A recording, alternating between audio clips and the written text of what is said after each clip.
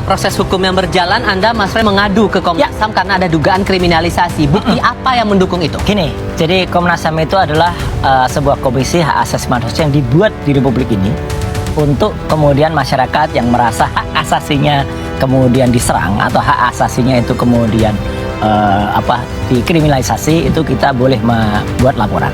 Dan apa yang terjadi adalah kami ini adalah peneliti, kami ini berdasar sains ya gitu. Palsu atau tidak, fake or not fake, match or not mismatch, itu adalah definisi ilmiah. Dan ketika kita mengungkapkan, tiba-tiba kami udah oke lah kalau 310, 311 atau 27A yang tadi disampaikan Bang Silvester itu kan memang pencemaran baik. Itu akan kita hadapi. Tapi tiba-tiba ada sebuah pasal atau dua tepatnya, pasal 32 dan 35 di Undang-Undang ITE yang kebetulan, mohon maaf sekali lagi Mas Deva, saya termasuk tim yang dulu merumus itu dan saya mengerti betul karena saya yang menyusun naskah akademiknya. Itu tujuannya bukan untuk itu. Itu tujuannya kalau ada orang transaksi kirim 1.000 diubah jadi 10.000, itu kena. Ada barang palsu dikatakan asli, ya itu kena.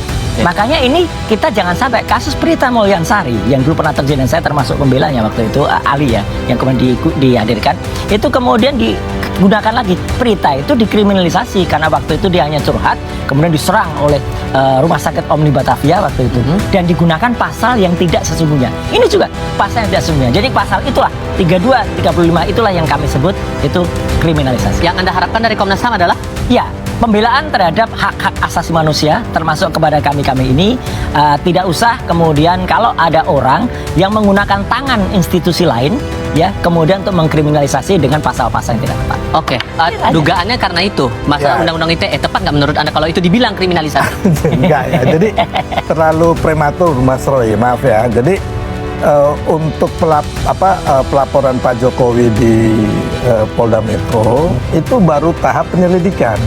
Belum gelar perkara, belum penyidikan, belum dikirim ke kejaksaan. Jadi itu kan baru dugaan Mas Roy. Tapi pasalnya ditulis, Pak. Enggak. Jadi itu kan nanti kan fixnya ketika sudah P21 dikirim ke kejaksaan gitu loh. Kalau sekarang ini kan masih sangat prematur. Kalau aku lihat dari media nih ya kan, mereka bilang Mas Roy sudah nggak ada celah nih. Kalau ini media nih ya kan, nggak ada celah lagi untuk menuding ijazah palsu. Makanya ke Komnas HAM meminta perlindungan. Kalau aku baca di sini nih ya, bukan dari saya loh Mas Roy. Jadi menurut saya alasan-alasan yang dibangun Mas Roy dan kawan-kawan sampai bilang ada kriminalisasi, terus ada kok Pak Jokowi melaporkan rakyatnya gitu kan, si Abraham Samad, terus Pak Petrus Celestinus sahabat saya mengatakan ini nggak usah lanjut gitu loh. Menurut saya ya harusnya hadapin aja, nggak usah bias kemana-mana ya kan, hadapin aja gitu loh.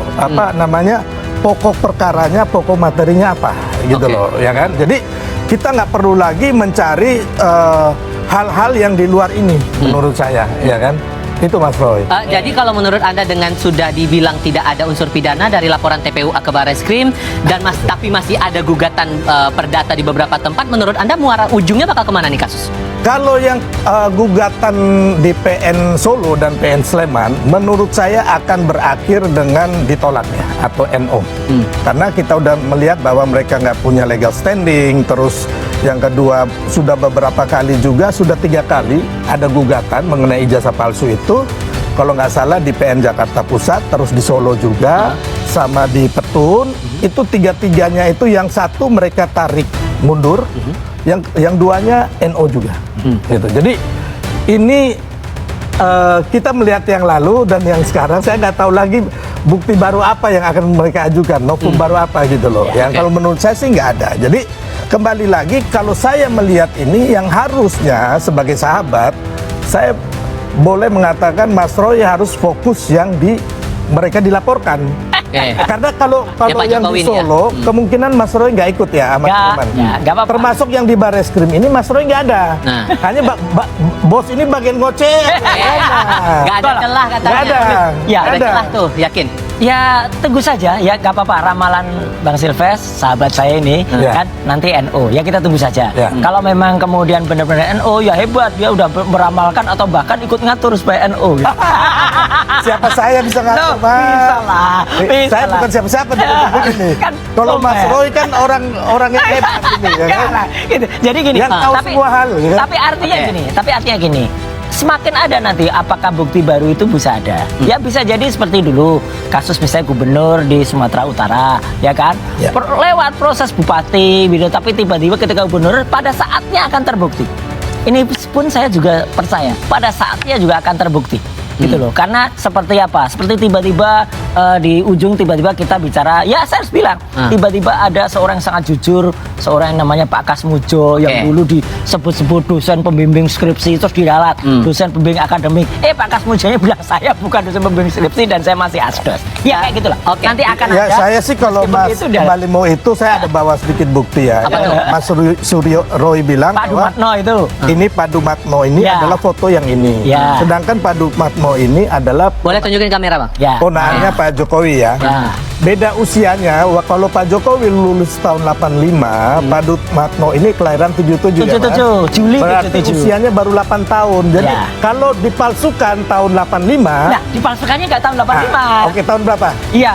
Ada nanti pada buktinya. Nah, jadi Dumatno ini kalau tahun 85 Masih berarti kecil. usianya baru 8 tahun. Setuju. Makanya ini kan sangat, makanya Mas Roy dan kawan-kawan itu menarasikan bahwa pakar segala macam termasuk si Rismond, kenapa hal yang kecil ini aja Anda semua ini salah. Oke. Enggak salah. Oke. Enggak Ya. salah. Insya Allah tuh enggak. So, dengan tadi Anda masih bersikeras begitu, Ya. tambah lagi Pak Jokowi berharap ini bisa lanjut kasusnya ke pengadilan. Aha. Anda berharap ini memang lanjut ke proses pengadilan itu atau Kita tunggu ada kabar. ruang untuk coba berdamai?